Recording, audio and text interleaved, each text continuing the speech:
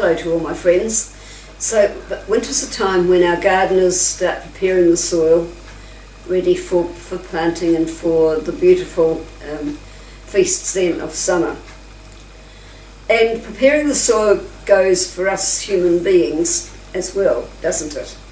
And today I thought I would just share a couple of thoughts with you on that very subject. Preparing ourselves for the kingdom, for our relationship with God through Christ here in this world.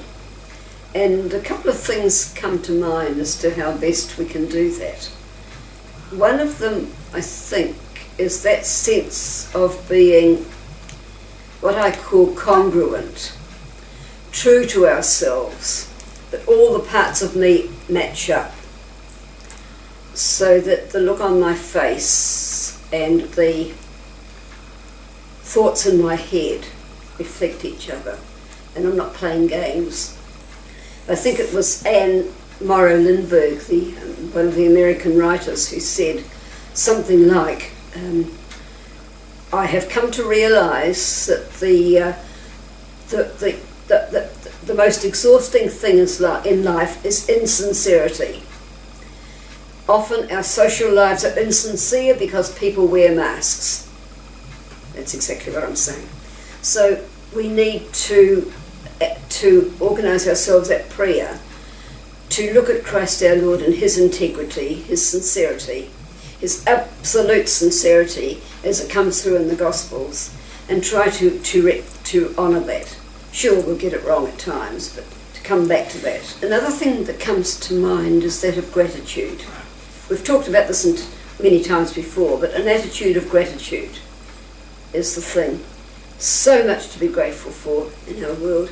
And the real beauty, the real value of an attitude of gratitude is that when things are really bad in my life, when I'm traumatised terribly from the loss of a loved one or cancer operations or whatever the great trauma is, I might lose the sense of that gratitude for the time being, but it's there like a deep well within me because I've practiced it before.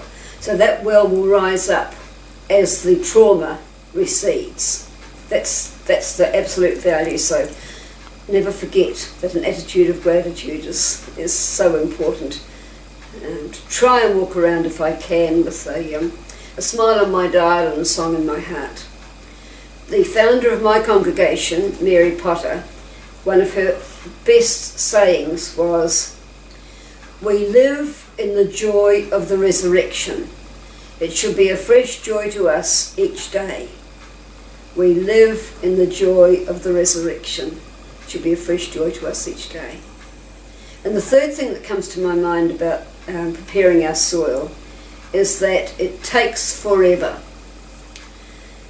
I'm told that one of the mystics from the Islam faith is quoted as saying, the person who puts their foot on the path to holiness must be prepared to walk like a turtle. The person who puts their foot on the path to holiness must be prepared to walk as fast as a turtle. You know what that means. So my friends, the spiritual life is a long, slow, turtle-like process, and the message there is not to give up on ourselves. God doesn't give up on us. We need not to give up on ourselves. We don't want, it's not appropriate to start measuring our progress. You do not measure the progress. The progress is lost in the love of God. That's the important thing. There is no progress. It is absorbed into the love of God, and God alone has the right to measure it.